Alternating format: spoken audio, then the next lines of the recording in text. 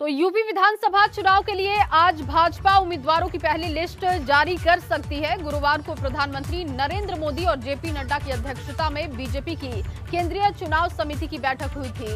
बैठक में शुरुआती 3 चरणों के चुनावों के लिए उम्मीदवारों के नामों पर चर्चा हुई थी। सूत्रों के मुताबिक जानकारी ये भी है कि गुरुवार को हुई बीजेपी की केंद्रीय चुनाव समिति की बैठक के दौरान शुरुआती 3 चरणों के उम्मीदवारों के नामों पर विचार किया गया है। इस दौरान महिला, पिछड़ा वर्ग और अनुसूचित जाति जनजाति के लोगों को भी उचित प्रतिनिधित्व मिले, इसका भी ध्यान रखा गया है। सूत्रों से मिली जानकारी के मुताबिक इन 170 सीटों में से 15 से 20% मौजूदा विधायकों के टिकट कट सकते हैं। शुरुआती 3 चरणों में मौजूदा मंत्रियों से लगभग सभी अपनी अपनी सीटों से ही चुनाव लड़ेंगे, इस बात की भी जानकारी है। तो भाजपा की लिस्ट आ सकती है, ये कहा जा रहा है। उम्मीदवारों की पहली लिस्ट आज सामने हो सकती है।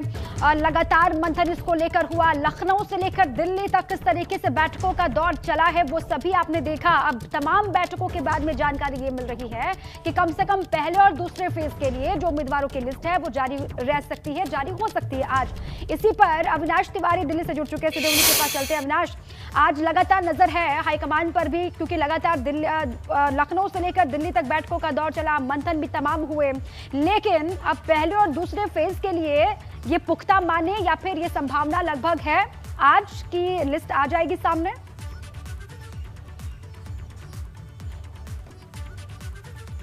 देखिए दीपा, अगर बात करें तो भारतीय जनता पार्टी ने कुल 172 उम्मीदवारों के नाम पर अंतिम मुहर लगा दी है।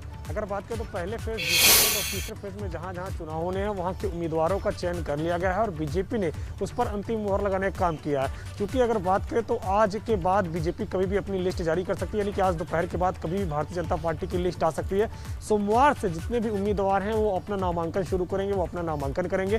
क्योंकि पहले फेज की अगर मतदान करने की तारीख देखें तो 10 फरवरी है, दूसरे फेज की 14 फरवरी है और नामांकन तारीख जो है वो 21 तारीख आखिरी है और 28 जनवरी दूसरे फेज के लिए आखिरी है। तो लिहाजा ऐसे में भारतीय जनता पार्टी पूरी तैयारी कर रही है कि अपने उम्मीदवारों को वो टिकट दे दे जिससे कि उनका नाम फाइनलाइज हो जाए और वो लगातार अपने क्षेत्र में प्रचार कर सके। क्योंकि पश्चिमी यूपी के ही ये तीनों फेज हैं लगभग, और यहीं पर भारतीय जनता पार्टी 2017 में ज़्यादा से ज़्यादा सीटें जीतने में कामयाब रही थी। हालांकि इस बार तमाम सारे ऐसे फैक्टर हैं जहां पे बीजेपी को कई सारे फैक्टर से लड़ना होगा और फिर से एक बार उस जो बहुमत आया था 2017 में उसको अर्जित करने के लिए काफ़ी मशक्कत करनी पड़ेगी। लेकिन बीजेपी आज दोपहर के बाद अपनी लिस्ट जारी कर सकती है जिससे कि जो उम्मीदवार हैं उनको पूरा वक्त मिले और वो अपनी तैयारी के साथ साथ अपना चुनाव प्रचार भी कर सके। क्योंकि इस बार जिस तरीके से रोड शो, रैली, पदयात्रा, बाइक रैली, इस तरीके के कार्यक्रम नहीं कर सकते हैं, लिहाजा डोर टू डोर कैंपेन करना है। जितने भी उम्मीदवार हैं अभी वो इस बात का ही इंतजार कर रहे हैं कि अगर उनका टिकट फाइनल होता है तभी वो डोर टू डोर कैंपेन शुरू करें। लिहाजा बीजेपी भी चाहती है कि आज उनके जितने भी उम्मीदवार हैं उनके नाम की घोषणा कर दी जाए,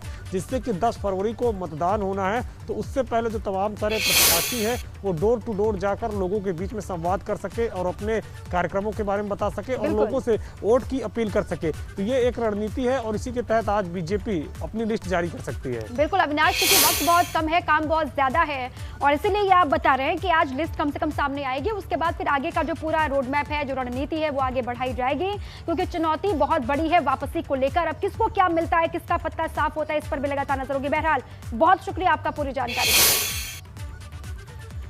अब आगे बढ़ते हैं, प्रयागराज से बड़ी खबर है। प्रयागराज के माघ मेले में 3 और लोग कोरोना की जद में आ गए हैं। ये बड़ी खबर आप तक पहुंचा रहे हैं। पुलिस के 2 जवान और एक श्रद्धालु की रिपोर्ट पॉजिटिव आई है।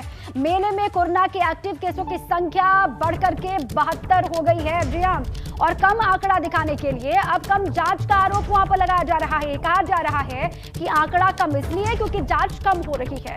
शुक्रवार को कितनी जांच हुई, अधिकारी इसका जवाब नहीं दे पा रहे हैं। जब उनसे ये पूछा जा रहा है कि शुक्रवार को जांचों की संख्या कितनी है, कितनी जांचें हुई हैं, तो इसको लेकर चुप्पी साधे हुए हैं अधिकारी। अब तमाम सवाल गहराते हैं इसके साथ। ये बड़ी खबर आपको बता रहे हैं। प्रयागराज में माघ मेले में खबर ये कि 3 और लोग कोरोना से संक्रमित हो गए हैं।